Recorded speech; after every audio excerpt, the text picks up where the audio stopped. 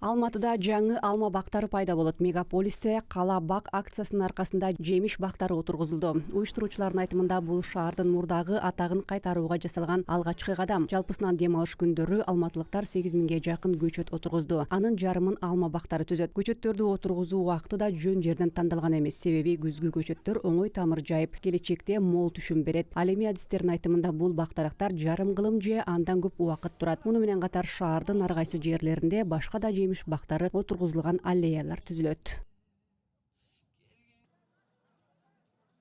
Посадка деревьев осуществлялись в соответствии с нормами. Көчөттөр бардык нормага ылайык отургузулду. Айлана чөйрө экологиясы башкармасынын адистери да чакырылды. Мындан тышкары шаардын аймагын күн сайын тазалаган подрядчы компаниялар жума сайын бактарды сугарып турат. Азырынча эс алуу күндөрү тагыраагы ишемби күндөрү сугарылат. Еженедельно, каждые выходные в субботу. Мы будем озеленять наш любимый город Алматы. Биз сүйүктүү шаарыбыз Алматыны гүлдөтүшүбүз керек. Көргөн адамдын көзү кубана тургандай болууга тийиш. Шаардын коноктору ар бир көргөн жерине суктанып, турист катары бизге кайра-кайра келгени жакшы. Биз мурдагы жашыл шаар атагын кайтарышыбыз керек.